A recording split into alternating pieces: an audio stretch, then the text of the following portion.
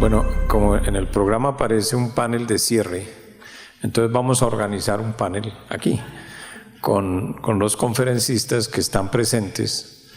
Vamos, uy, pero le toca a usted subir los asientos, qué pena.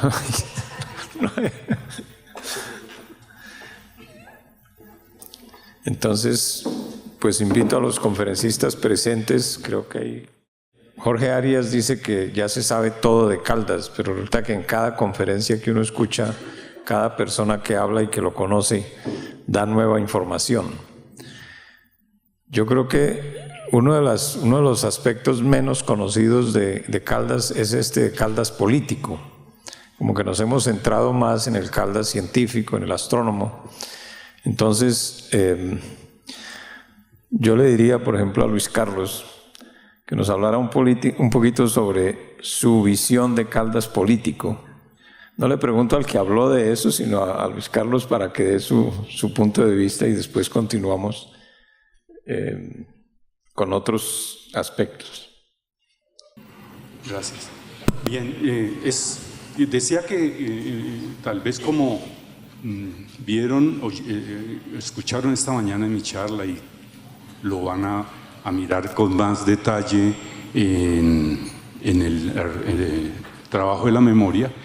Mi visión de Caldas político es el de un individuo situado dentro de una red de eruditos criollos que en su momento participaban de un programa de uso y apropiación del conocimiento, para decirlo en esos términos contemporáneos, en el reconocimiento de un territorio que ellos veían en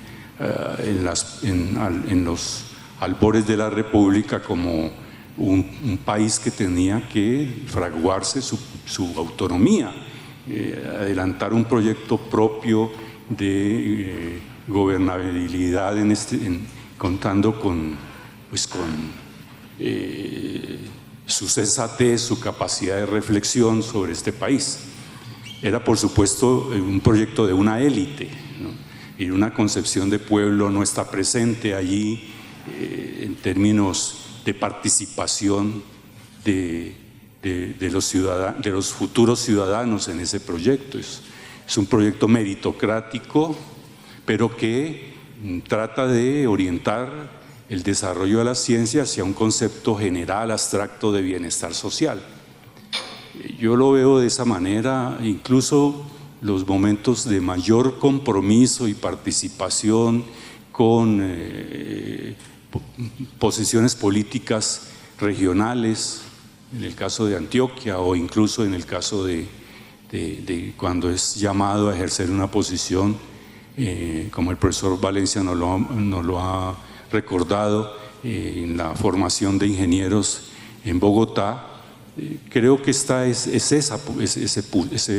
punto de vista.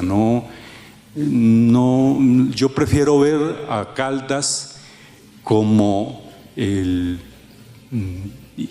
científico desarrollando una actividad desde una posición de científico y aleatoriamente comprometido por,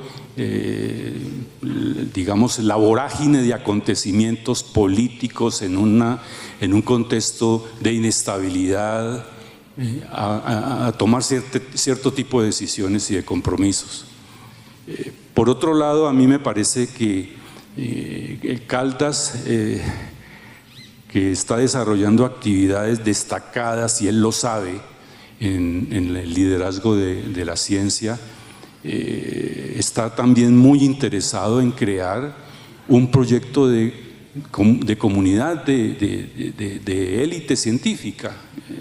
Y claro, el semanario es un medio de promover la ciencia, por supuesto, con las limitaciones que tiene el concepto de promoción y divulgación científica en su momento, pero también es un proyecto de organización de una comunidad, ¿no? Su participación en la expedición botánica, su participación en el observatorio, son actividades que buscan organizar de alguna manera esa élite dentro de un proyecto con la ciencia, ¿no? Entonces, creo que también eso habría que reivindicar en Caldas. No en vano, en cierto momento, como decía esta mañana, en los cuales, a la luz de la reforma de la Constitución del 91, se reorganiza la actividad científica en este país y se le asignan nuevas funciones a Colciencias. No en vano en ese momento, además de haberse optado por reconocer a Colciencias con el nombre de Francisco José de Caldas, también se crea redes nacionales e internacionales que llevan el nombre de Caldas, ¿no? Por ejemplo, en la red Caldas, de científicos en el exterior, tal vez mucha gente no lo recuerde o no lo haya conocido, este proyecto de organizar comunidades científicas con una función de impactar con el conocimiento los procesos de construcción nacional, se dieron, ¿no? Se inspiraron en ese proyecto.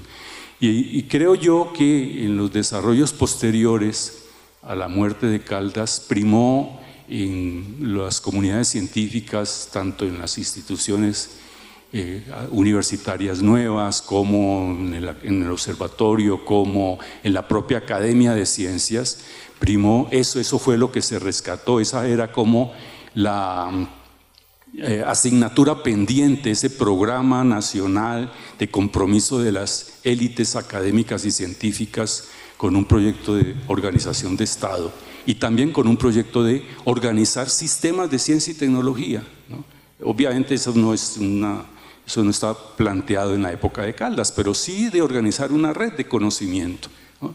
Las cartas que se han mencionado dan cuenta de eso, es decir, de una manera que él tenía de poner su actividad al servicio de la organización de una corporación del conocimiento como una condición propicia para desarrollar una organización de Estado complejo, moderno, con especialización, con funciones especializadas, con técnicos al servicio, capaces de desarrollar subsistemas dentro de un Estado, que se abría esa exigencia una vez que ya no había un Estado colonial, monárquico, dependiente de una corona externa, sino que ya estábamos librados a tener que organizar un Estado con técnicos calificados en distintas áreas y servicios. Yo he oído en varias ocasiones decir, y aquí a nuestros dos últimos conferencistas, para seguir en el ámbito político, dos cosas con relación a Caldas. Primero, que él en algún momento reconoció que había sido un grave error meterse en la política. Y lo otro, dicen que Caldas era racista. ¿Ustedes qué piensan al respecto?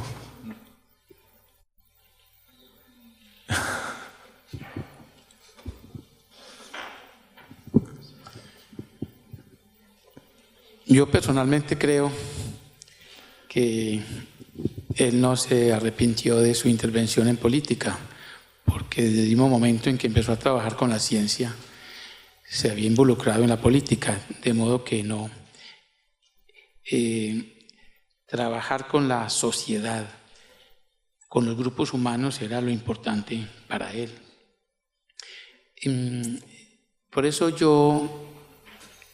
la carta que envió a Enríquez y a Murillo, esa carta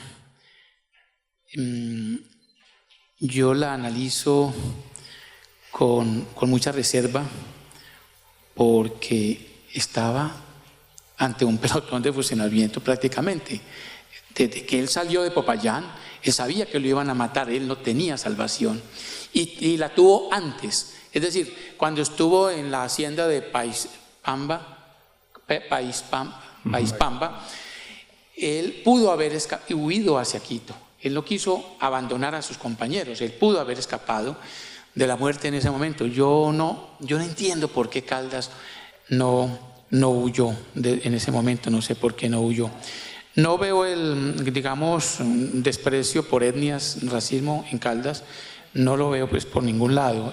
Yo no creo en esa teoría, en esa hipótesis, no creo. Lo que sí me gustaría decir es que yo cada que leo a Caldas me asombro más.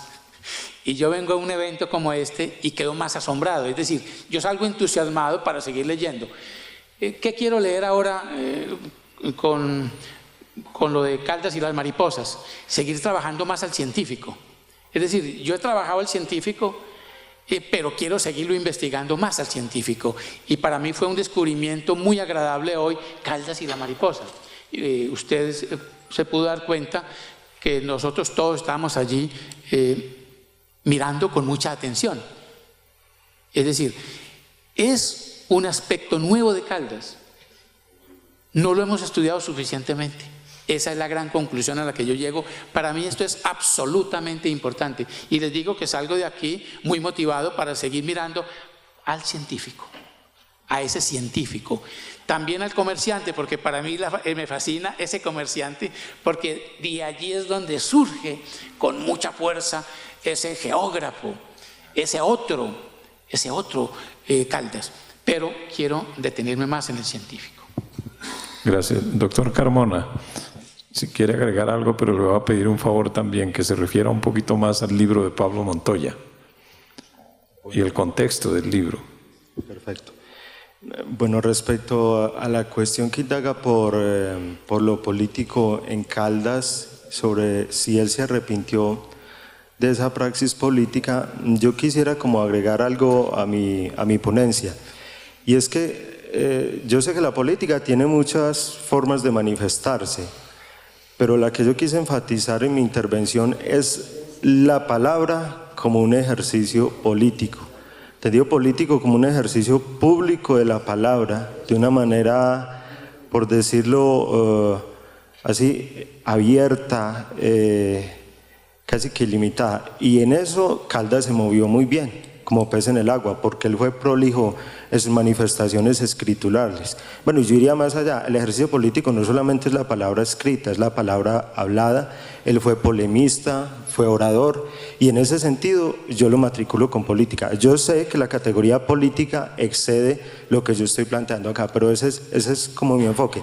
Y desde esa perspectiva yo creo que él nunca se arrepintió de ser político.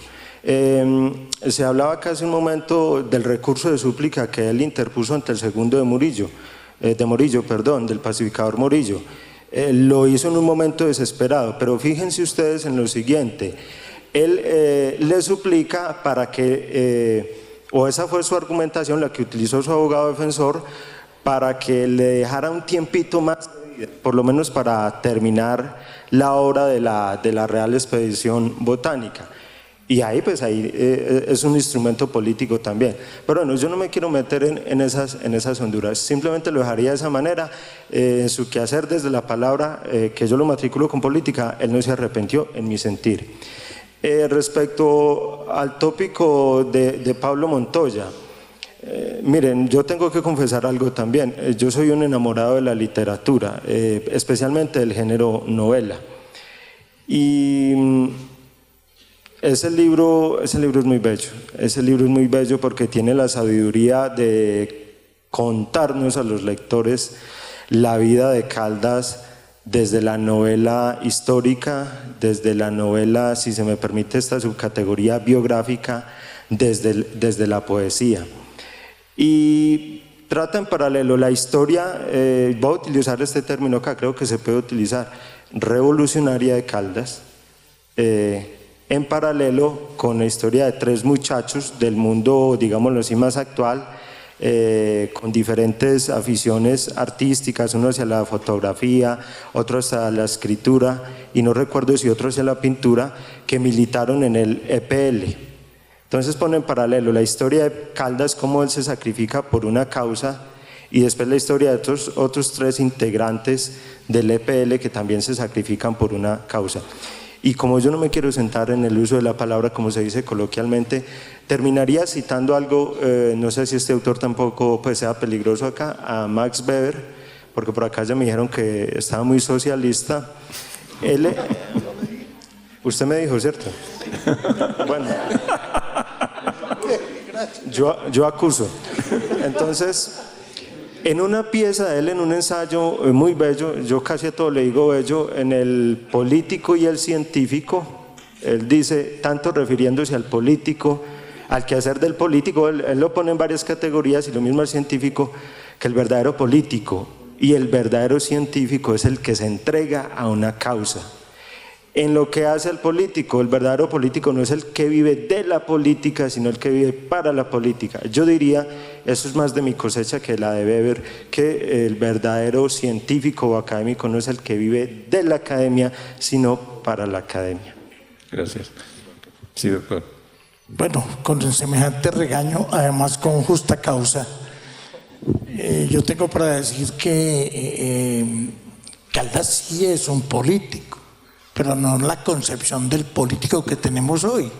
Hoy en día nuestros políticos son colectores de votos, ideólogos y pensadores no hay prácticamente en Colombia hoy en día. Por eso no podemos entender el ideario político de Caldas. Además, no hay un manual de ideario político. Para poder saber qué pensaba Caldas de la política, hay que leer la correspondencia privada, hay que leer muchos de sus trabajos en el semanario para uno poder ir extractando la forma de cómo él entendía cómo se debía construir un país. En eso radica la función de ser de un político, y máxime de un político que está en entredicho y que está prácticamente en una acción subversiva. Porque es que él, cuando se adhiere al movimiento rebelde, él tiene que entender, o lo más seguro es que entendió, que las viejas hegemonías de la metrópoli ya eran caducas o estaban caducando en ese momento para la Nueva Granada. O sea, él entendió que los tiempos eran de cambio y tenía que adaptarse. Y en cuanto a la carta que él envía de petición de clemencia, pues no lo satanicemos por eso, porque recordemos que casi todos los patriotas que fueron a ser fusilados a partir de 1816, todos pidieron clemencia y todos dijeron: estamos convencidos de que somos traidores a nuestro padrecito Fernando VII. Es casi igual a lo que pasó en Rusia cuando las purgas de Stalin, que ellos veían tan inminente la muerte que querían echarle para atrás pidiendo perdón y súplica. Pero lo horrible no es que haya pedido súplica, lo horrible es que no le hayan aceptado la petición de súplica. Y por eso, además contra la orden del rey.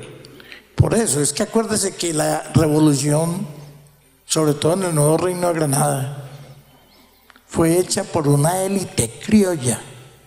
Y nunca en los motines del 20 de julio se gritó: abajo el rey, muere el rey. No, la gente decía: queremos a nuestro rey Fernando, lo que tenemos que acabar es con el mal gobierno, y mucho menos no aceptar que Napoleón Bonaparte nos ponga a su hermano Pepe Botella a que nos maneje a nosotros. Nosotros somos súbditos de Fernando VII, no de Napoleón. O sea que hay un juego político muy interesante.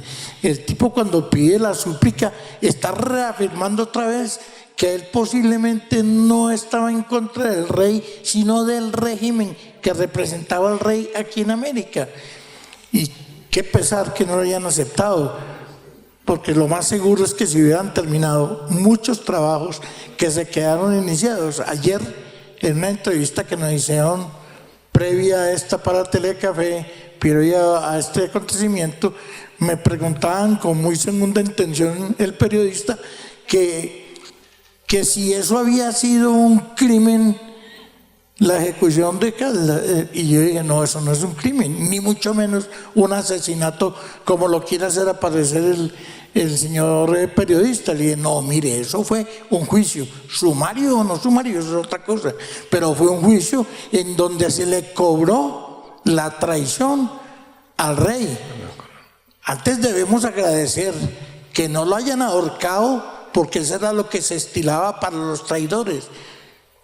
Es decir, no se le trató de cobarde, sino que simplemente se le reconoció su derecho a morir fusilado, como dice Albeiro, por su carrera militar. Yo no estoy convencido que haya sido militar. Para mí fue un militar de escritorio.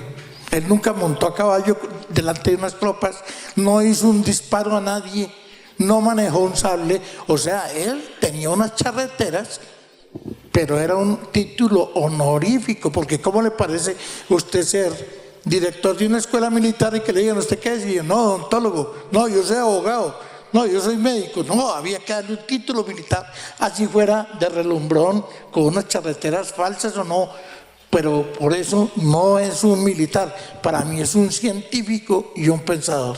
Muchísimas gracias. Gracias. Hablando de científico y pensador, Gonzalo, me gustaría que agregara algo también, no solo a las mariposas, sino usted ha hablado mucho con Jorge sobre esto, sobre este tema del trabajo científico, y es que eso se une con lo de la climatología. A mí, de las cosas, uno aprende todos los días algo, y de las cosas que más me ha llamado la atención de la vida de Caldas fue el hecho de que hubiera sido climatólogo. Eso yo nunca lo había oído, sino hasta en los últimos días. Entonces, esas dos cosas, si las pudiéramos ampliar en alguna forma. Pues indudablemente la vida de Caldas como científico y como naturalista, pues debo confesar una cosa, voy en mi cuarta jornada a Caldas y me siento muy contento porque cada día aprendo más. Indudablemente, si me pusieran a hablar de Humboldt o de Mutis o de Linneo, tendría muchísimos más elementos para hacerlo porque está muy relacionado con mi línea de investigación, que son las mariposas, pero ir descubriendo poco a poco a Caldas y lo que ha hecho con el estudio de los insectos, y ver cómo en sus escritos narraba que estaba mirando a ver si los insectos eran venenosos o no, pues es algo bastante apasionante, y voy entendiendo un poco más la vida de Caldas. He tenido la fortuna de, cuando Enrique era, demoré mucho tiempo en decirle Enrique, pero cuando Enrique era decano de la Facultad de Ciencias, hace ya varios años, tuvo a bien nombrarme a mí como director del Instituto de Ciencias Naturales de la universidad, y duré ahí sentado en ese cargo 8 años de mi vida. Y en alguno de esos viajes que hice a la Junta de Mutis, de los libros de la flora de Mutis que se publican en conjunto entre el Instituto Colombiano de Antropología e Historia y el Instituto de Ciencias y el Jardín Botánico de Madrid, estuve en la bóveda del Jardín Botánico de Madrid y tuve la fortuna de ver los originales de Caldas, de los dibujos que mostró el doctor Jaramillo ahorita, y ver los tonos de los distintos pisos térmicos que él marcaba con colores hechos de las tintas de las plantas.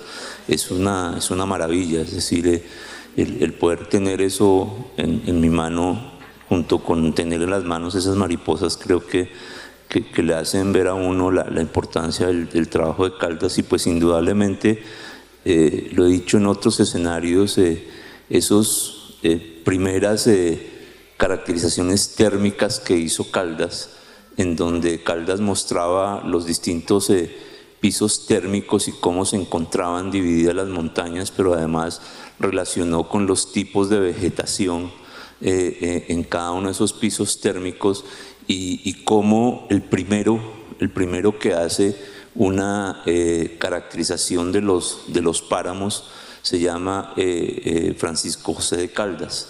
Y he estado en un debate que es que por andar en el Instituto de Ciencias, en la dirección y después en el ministerio, yo trabajo otra cosa que ya no son solamente las mariposas, sino algo que yo llamo la biopolítica, porque vivo metido en el tema ambiental.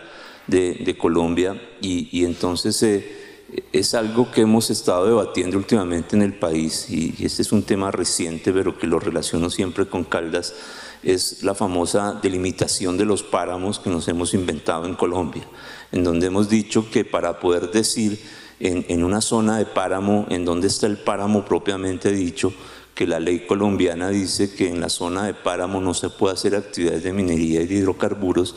Entonces nos hemos inventado, excúseme que meta un tema de gobierno acá, en el último gobierno nos hemos inventado que para poder decir en dónde no se da titulación minera ni licencias para hidrocarburos, necesitamos delimitar cuál es esa zona de páramos. Y entonces hemos hecho la delimitación del páramo de Santurbán, que quedó mal hecha, ya la demandaron ante el Consejo de Estado, y ahora acabamos de hacer la delimitación del páramo de Chingaza.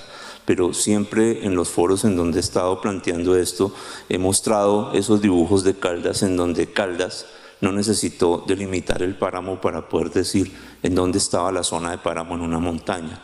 Es decir, no necesitó trazar una raya para decir de los 3.200 o de los 2.800 metros para arriba es el páramo propiamente dicho, sino que él, con la caracterización de los tipos de plantas que encontraba ahí, pudo saber exactamente en dónde estaban los páramos. Es decir, no utilizamos hoy los primeros trabajos, el primer trabajo que se hizo para la delimitación de para saber exactamente en dónde estaban los páramos. Entonces creo que esa línea de Caldas, trabajando los aspectos de la naturaleza, de la flora, es un aspecto súper importante y nos muestra, igual que el tema climatológico, la precisión de los trabajos y de la toma de la información que Caldas, y de la rigurosidad en la toma de información de Caldas que nos permiten. Fíjese que hoy en día podemos, con el estudio de Caldas y con otra obra muy clásica de Cuatro Casas, y los trabajos que hizo nuestro expresidente de la Academia, el doctor Luis Eduardo Mora Osejo, hoy en día esos estudios de los páramos son súper importantes, y la base fue el trabajo que Caldas hizo. Entonces esta precisión y esta rigurosidad en la toma de información para uno como investigador es algo muy, muy importante, y cada vez que uno mira en cualquier aspecto, el Caldas geógrafo, el Caldas climatológico, el Caldas mariposólogo, entomólogo, es de una precisión impresionante, y quisiera como resaltar ese aspecto. Bueno, la vida de Caldas hay que situarla en el momento histórico. Tenemos que tener muy claro que como el pensamiento científico de la Nueva Granada se inició con la expedición botánica, o sea, unos añitos antes de que Caldas interviniera ahí. José Celestino Mutis fue una persona que trajo instrumentos de medición de presión, de temperatura. En la escuela se empezaron a enseñar la mecánica de Newton, eso no se conocía. Toda la teoría heliocéntrica empezó en ese momento, o sea, cuando Caldas comenzó como su gran actividad científica, prácticamente la Nueva Granada apenas está abriendo como al mundo científico, al mundo de Newton, al mundo de Copérnico. Él empezó con todo y la gran grandeza de Caldas es que a pesar de las limitaciones, digamos, él no tenía Wikipedia ni eso que tenemos ahora, sino unos pocos libros, mucho análisis, mucho racionamiento para empezar a asimilar esos textos, hasta los textos de Lagrange y cosas más complejas, y dar pasos adelante. Lo otro es, bueno, hablamos de climatología, y se ideó todo el método isométrico, pero el gran paso, y eso lo he vivido en toda mi vida de estudio de relaciones clima-planta, es tratar de establecer esas relaciones que me digan lo que hizo Caldas. Esta planta tiene tales rangos, va hasta tal altitudes en esta cuenca, varía en esta otra cuenca con otras altitudes. Eso sigue siendo muy complejo, eso lo hizo Caldas en 1808 o algo, pero eso es algo que sigue siendo muy complejo para uno como agroclimatólogo, empezar a caracterizar. Tal vez pasos siguientes que se dieron en este país de relacionar la variación de las plantas con el clima, podríamos citar los estudios de zonas de vida de Spinelli y Montenegro, que para mí esa es la mejor zonificación agroclimática que tiene este país, que relaciona las plantas con clima. En nuestras condiciones de cenicafé, ahí hubo un gran aporte del doctor Hans Trojer en los años 50, que cuando comenzó a estructurar la red climática de cenicafé en los años 50, habían muy pocos datos.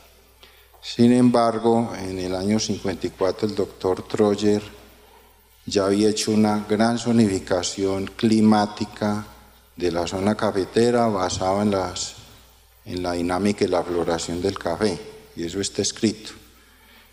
Yo sigo insistiendo mucho en ese punto, de que la mejor zonificación de agroclimática cafetera ya no la hizo la planta de café, y con esas ideas tenemos que seguir, porque ese es el punto sólido para después, digamos, amarrarlo con los datos de clima y otros datos.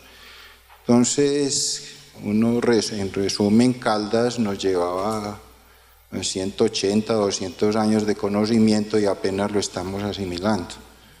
Realmente, como científico, de lo máximo que uno puede revisar en este país, por su originalidad, porque a pesar de los bajos recursos generó conocimiento, generó conceptos y nos dejó unas buenas bases para, yo diría que para comenzar a aplicar todo ese conocimiento de Caldas en otros, no solamente en las plantas, sino en los animales, en la distribución biológica, en muchos campos que vemos que hay mucho vacío conceptual. Gracias. ¿Alguna pregunta del público? Seguro que tienen ideas, que tienen dudas. Yo creo que es el momento de aclararlas. Si no, yo voy a hacer un par de comentarios míos. Uno, cuando yo estaba estudiando en los Estados Unidos, y eso fue en el periodo jurásico, más o menos en los años 70,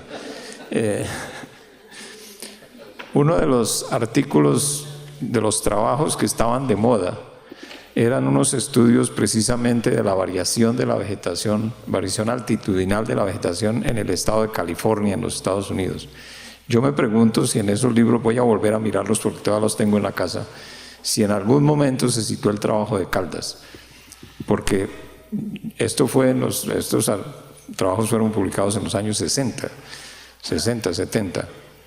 Me pregunto si ellos sabían. Bueno, lo de Humboldt seguramente lo sabían, pero quién sabe si sabrían lo de Caldas. El otro comentario es que a mí me gustó muchísimo el libro, por eso insisto en el libro de los derrotados, porque una de las cosas que me llamó la atención fue, y esto se sale un poquito de Caldas, es que el autor, Pablo Montoya, a quien tuve la oportunidad de escuchar en Medellín, se dedicó a aprender botánica. Hay un capítulo del libro que es dedicado a las orquídeas, y es prácticamente casi perfecto en la citación de los nombres, en la relación entre el nombre científico y el nombre común.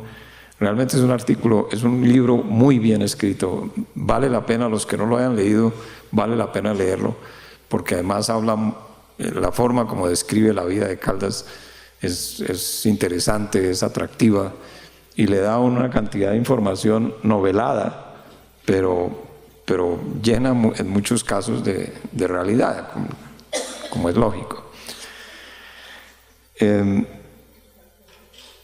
¿Alguno de ustedes quiere agregar algo con relación a lo que se ha dicho? Sí. Luis Carlos. Sobre esto de lo último de Pablo Montoya, sí, es fascinante como ustedes han comentado acá esa novela y es una invitación a que la vean, miren esa, digamos, una manera de relatar aspectos importantes de la vida de Caldas, sobre todo en la parte de la biología, desde el punto de vista de un novelista, de un literato.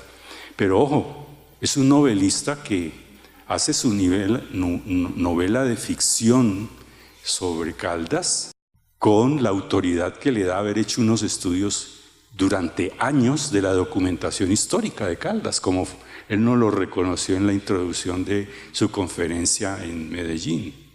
Es decir que y lo demuestra en su obra, ¿no? Él demuestra en su obra ese conocimiento de la obra de Caldas, incluso antes de querer de irse para Francia, nos decía él, nos daba ese testimonio, y decidirse por la carrera de literato, él pensaba seriamente dedicarse a hacer historias sobre Caldas, ¿no? Además que ese es un poco ese punto que hay que ver, es decir, que la ficción de la novela de Los Derrotados sobre Caldas tiene los límites que impone el hecho de que él en particular ha hecho un estudio muy fuerte sobre Caldas a nivel histórico. Y algo también muy interesante que yo escuché y aprendí de Montoya esa vez es que él ha quedado fascinado por la narrativa de la escritura de Caldas, ¿no? Se ha aludido un poco aquí en algunos momentos. Es decir, detrás de los escritos de Caldas hay una narrativa que hay que explorar, llamaría hoy una estrategia comunicativa sobre la ciencia y sus relaciones con el Estado, con la nación. Ese asunto creo yo que puede ofrecer una nueva línea de estudios y que eche atrás la posición de Arias de Grave, de que ya no hay nada novedoso sobre Caldas. Bien, por último, lo que quería agregar es esto. Como todo este esfuerzo que se ha venido haciendo en las regiones, respondiendo a la invitación de la academia de hacer jornadas Caldas, debe confluir en el Gran Congreso Internacional sobre Caldas de octubre. Tenemos en ese congreso dos actividades centrales, y una de ellas se refiere, y yo ya veo detrás de la pregunta de nuestro presidente de la academia es ese punto, ¿no? Es decir, es en el congreso, en el simposio dedicado a ciencia y nacionalismo, Caldas, ciencia y nacionalismo, en donde esperaríamos que las regiones aportaran distintos puntos de vista e interpretaciones que se han elaborado y presentado en las jornadas sobre este capítulo. Digamos, el otro capítulo evidentemente es muy importante, el otro simposio se va a referir a la vida y obra científica e intelectual de Caldas, pero en particular esta celebración de Caldas creemos que debe tener esa reflexión nacional, sobre todo de jóvenes, de niños, sobre este ideario de Caldas en ciencia y nación. Y vendrán 2 expertos internacionales, 3, ¿no? Aspiramos. Ya tenemos 5. Pero en el simposio de ciencia y nacionalismo, 3 que son todos ellos expertos en este tema. La profesora Lamperière de la Sorbona de París justamente trabaja sobre estudios comparativos a nivel de América Latina en el papel de las élites científicas en los procesos de las revoluciones de independencia, ¿no? Es un asunto que quisiéramos que nos ayudara a precisar enfoques, a ver cómo se pueden distintas, interpretaciones de ciencia y política en el periodo de la independencia poner en conjunto. Y también tenemos la presencia de 2 expertos que han trabajado ya casos más particulares de científicos y procesos de independencia en el caso de Venezuela, la profesora Yajaira Freites del Instituto Venezolano de Investigaciones Científicas, que también ella dirige el Centro de Estudios Sociales de la Ciencia del IBIC, y en el caso de México, que es un caso muy muy importante, como ustedes pues imaginarán, en este tema de ciencia y política en el periodo de la independencia, el profesor Juan José Saldaña, que ha hecho los trabajos más importantes en este campo. Así que la invitación es que los colegas que se han interesado tanto en esta jornada por ese tema, preparen desde ya sus ponencias encaminadas a conversar y darle continuo a esta reflexión en octubre, ¿no? En el Congreso. Sí. Gonzalo iba a decir algo. Dos comentarios adicionales. Es que quiero recoger lo último que mencionaba Luis Carlos sobre el tema de Montoya. Es que recuerdo la intervención de él en Medellín y quiero contar ese pedazo. Él retomó las descripciones que Caldas hacía cuando se sentaba. El ejemplo puede ser estas lindas flores que tenemos acá en el auditorio. Él se sentaba a hacer las observaciones de ciertas flores y plantas y las describía sus colores, cómo estaban distribuidos sus pétalos, etc. Pero lo que Pablo hace es coger ese texto que elaboró Caldas y volcarlo a su última novela, en donde con esa prosa que él utilizaba, prácticamente era un poema que estaba escribiendo para describir esa especie. Entonces es algo que me llamó a mí muchísimo la atención. Estuve hablando como una hora en Medellín y yo creo que todos estábamos fascinados escuchando la forma como se expresaba. Y lo otro que quiero adicionar es que hay un libro que solamente tiene 1700 páginas, que se llama El siglo maldito, que el que quiera entender un poco el tema del cambio climático, es escrito por Gregory Parker, lo vende Planeta. Se lo leyó en el vuelo entre Manizales y Bogotá. Duré varios meses leyendo, pero es que es muy interesante porque este es un historiador que cuenta los datos a nivel mundial sobre los distintos escenarios que hemos tenido de cambio climático en la Tierra, y coge todos esos escenarios de cambio climático con datos metidos ahí adentro que ocurrieron en el siglo XVII y no como nos han mostrado hoy en día, que es que en el 2015 y 2016 es donde se nos vino encima el cambio climático y esto es algo nuevo que apareció ahorita. No, en el siglo XVII ya ocurrió eso, y peor de lo que ha ocurrido aquí, las glaciaciones y todas estas otras historias. Pero me llamó muchísimo la atención, no recuerdo el nombre del profesor de la Universidad Nacional sede de Medellín que habló en la jornada pasada, en donde experto climatólogo que trabaja con Germán Poeda, que es miembro de la academia y experto en temas de cambio climático, y él cogió para el año de 1808 los datos que Caldas publicó de los análisis día a día de la toma de información de la cantidad de agua que llovía exactamente y cómo iba mostrando a diario durante un año, y lo publicaba que el doctor Jaramillo hoy nos muestra esos datos.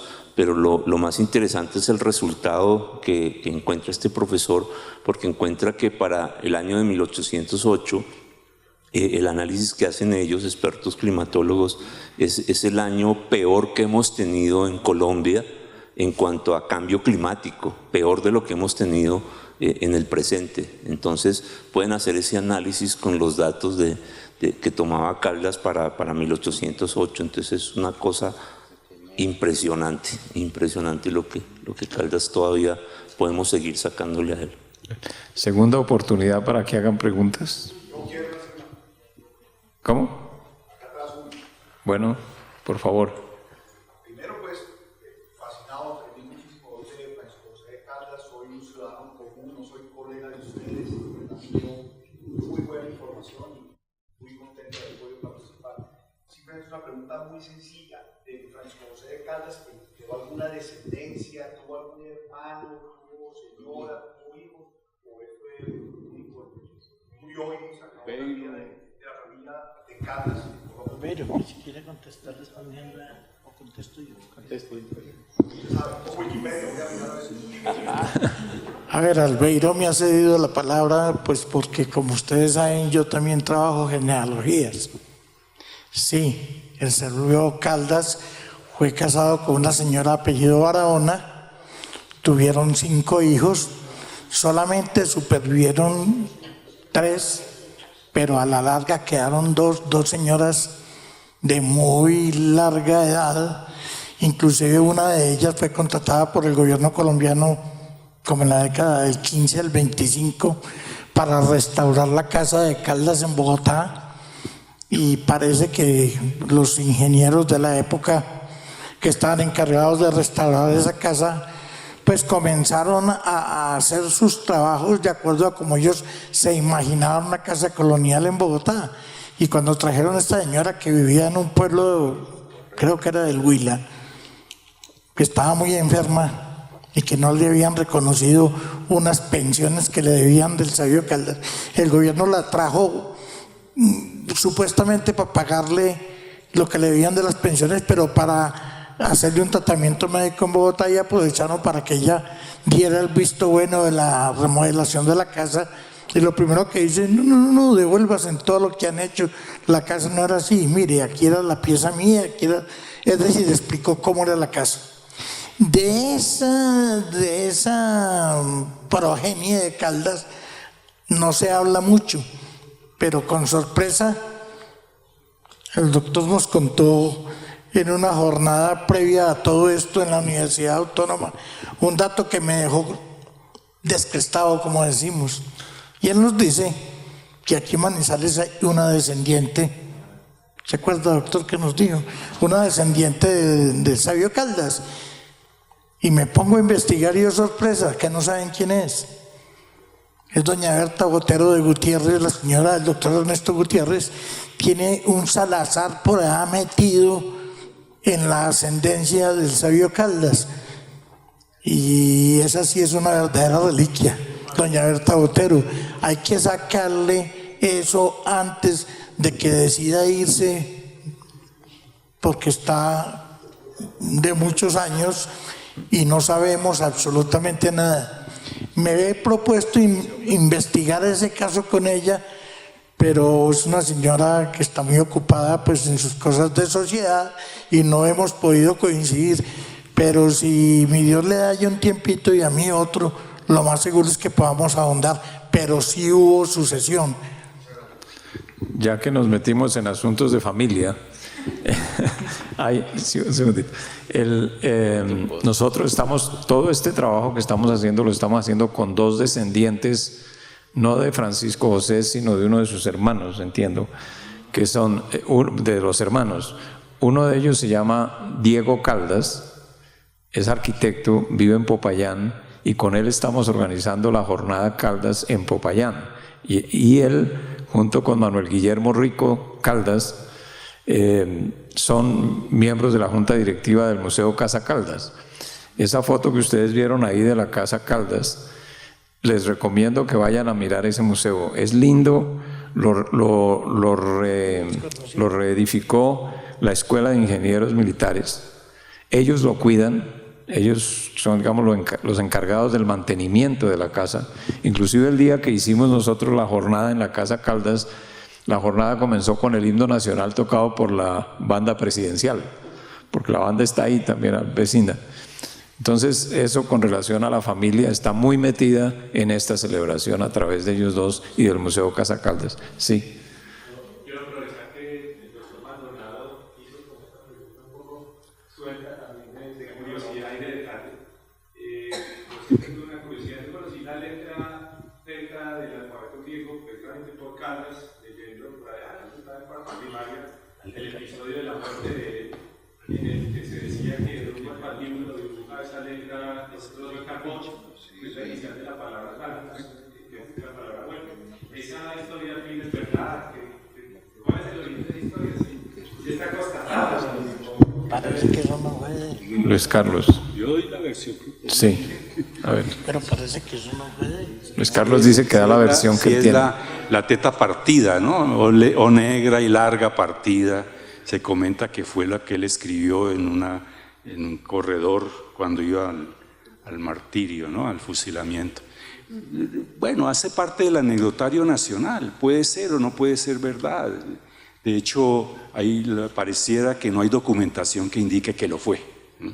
Digamos que no, que de verdad no se requeriría inventarse eso para agregarle valor a la fatalidad nacional de haber perdido el primer científico. Y que ya hay cosas que pueden hacer leyenda del personaje y no la teta. De hecho, ese fue el logotipo de Colciencias en su primera etapa. Y ese logotipo desapareció en particular porque no se encontró en su momento información empírica que permitiera documentar que eso sí era así, ¿no? Eso desapareció. Desafortunadamente desapareció el logotipo, ¿no? Y el nombre de Colciencias. Sí, doctor. Al respecto, yo leí, pero no recuerdo dónde. Es que el Alzheimer juvenil es una cosa muy dura. Dice que no fue Caldas el que escribió eso. Fue un señor apellido Camacho que estaba preso con él y que también lo fusilaron ese mismo día.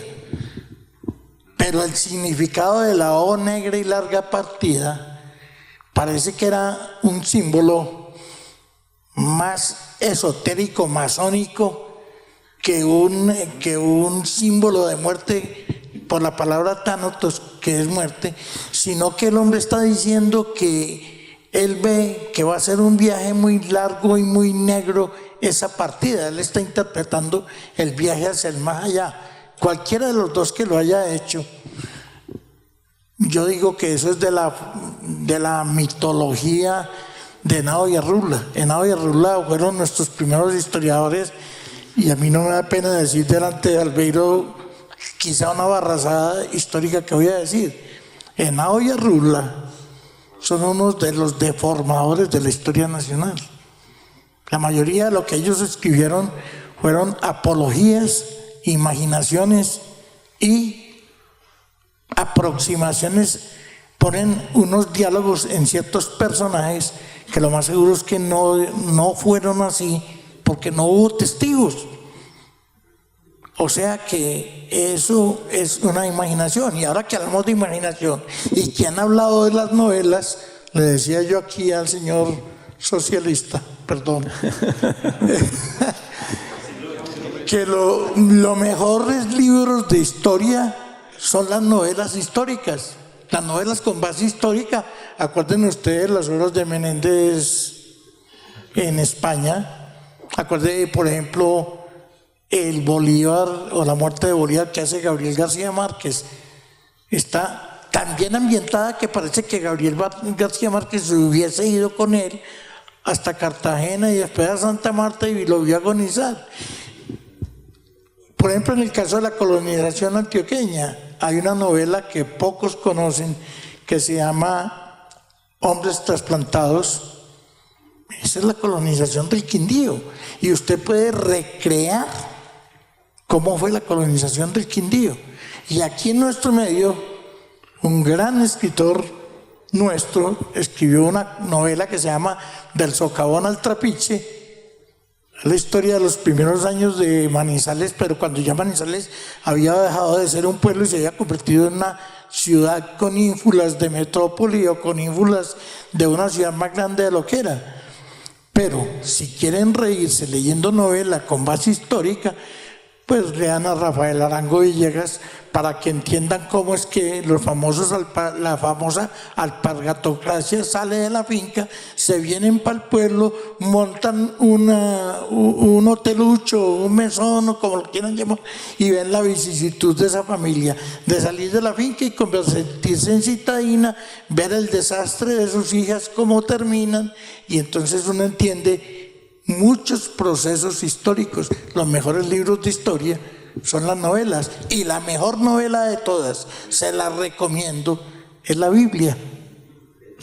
Hay de todo. Hay guerra, amor, pasión, traición, sexo a montones y una imaginación que si Moisés es verdaderamente el autor del Pentateuco, el premio Nobel se lo habían dado 2500 años antes a él.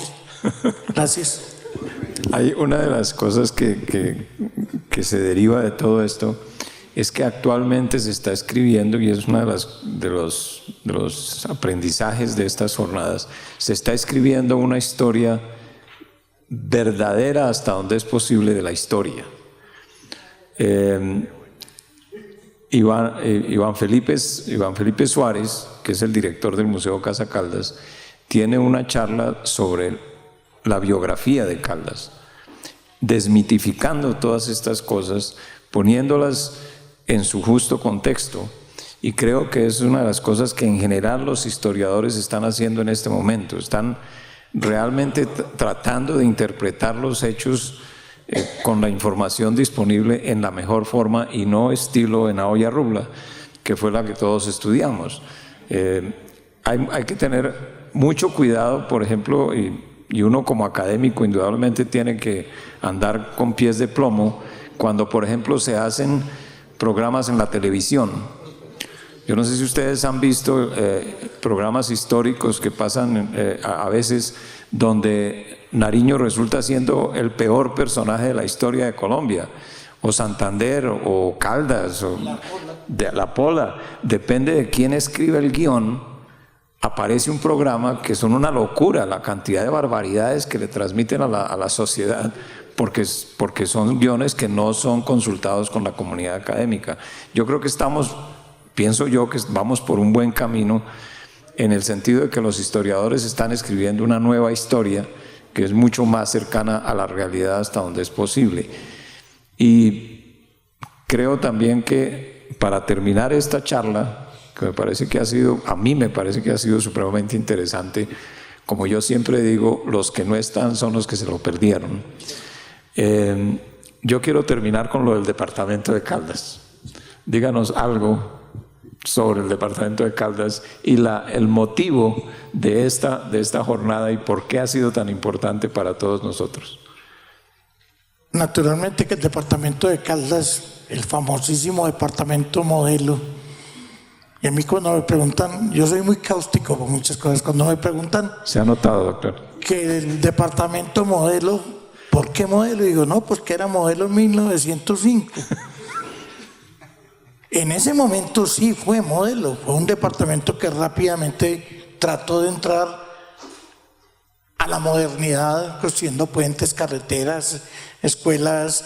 Los gobiernos de los 3 primeros gobernadores fueron impresionantemente activos, pues porque los 3 primeros fueron compañeros de Rafael Reyes, eran generales de la República, habían combatido con él y recibieron el apoyo máximo de Rafael Reyes. Es decir, uno jugando con el dueño del balón, pues puede meter muchos goles porque le permite dominar y volverse personalista.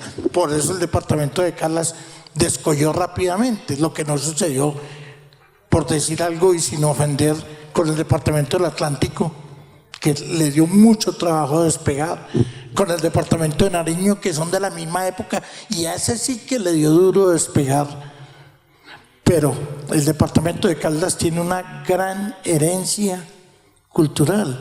Y yo le decía a alguien esta mañana, cuando dieron el significado de la palabra Caldas en el idioma portugués y el español arcaico, que dice que es algo así como aguas termales. Y yo le decía a esa persona, mire qué coincidencia, Manizales es la capital de Caldas y aquí cerquita donde están los termales. Esas son las coincidencias extrañas de la historia, que si uno se agarra a investigar, podría decir yo, sin base histórica, pero suponiendo y especulando, que el maestro Guillermo Valencia, que era un hombre demasiado culto, demasiado inteligente, un zorro político, podría haber avisorado que el nombre de Caldas podría meterse dentro de una tierra en donde hay termales. Podrán ser fantasías, podrán ser especulaciones, pero eso es como las brujas, que las hay, así no creamos en ellas.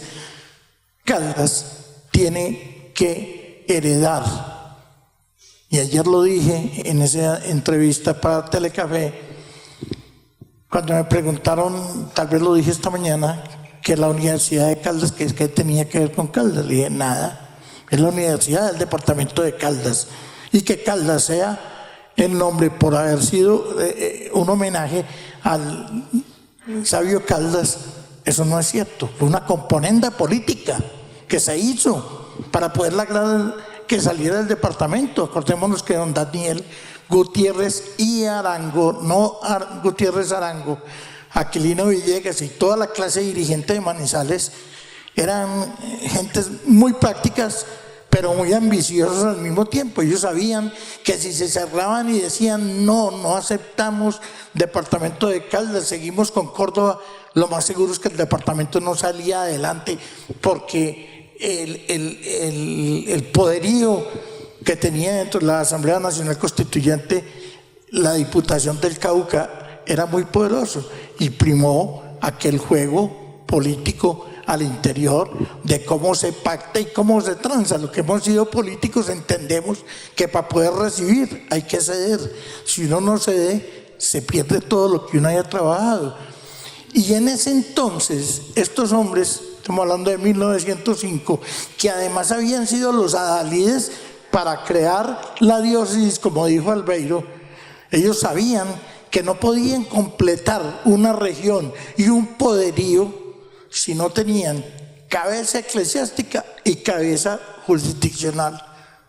O si no, no había nada, porque ¿qué nos ganábamos con una diócesis sin departamento? Seguiríamos siendo un satélite de Antioquia o posiblemente del Cauca. Tire la moneda a ver con cuál caras ganaba Caldas y con cuál sellos ganaba el Cauca. Cualquiera de las dos decisiones hubiera sido perdedora para Caldas. Ellos entendieron que si no aceptaban el nombre de Caldas, no sacaban el departamento adelante. Y ahí es donde está que hay que agradecerle a estos hombres que supieron ceder para poder tener el departamento, porque es que es imposible que un departamento amaneciera como Quimbaya, al otro día como Los Andes, 2 meses después como departamento de Manizales, después como departamento de Córdoba, después como departamento de Caldas, después otra vez como departamento de Manizales y por último Caldas, pero que si no aceptaban hubiéramos perdido todo. Es decir, tan traumático fue ese parto que estamos, como en el caso de las señoras, en un parto difícil, que si no se dejan hacer lo que el médico quiere hacer, se quedan sin parto y posiblemente sin vida. Aquí supieron entender el sacrificio de ceder Córdoba por Caldas, y por eso estamos hoy aquí hablando de este tema. Gracias. Muchas gracias. Bueno, muchísimas gracias a los conferencistas, pero más que todo y antes del aplauso, muchísimas gracias al doctor Cadena, a la Universidad Autónoma de Manizales, sí, a todas las universidades, a todas las instituciones que apoyaron la realización de esta jornada, por el entusiasmo, por la garra que pusieron, por el corto tiempo que tuvieron y sin embargo hicieron una labor excelente, maravillosa, las invitaciones lindísimas, el lugar no se puede pedir más. Muchísimas gracias, doctor Cadena. Muchas gracias, conferencistas. Este panel resultó mejor de lo que yo me había imaginado porque además me tomaron por sorpresa. Y ahora sí, el aplauso para ellos, que lo merecen.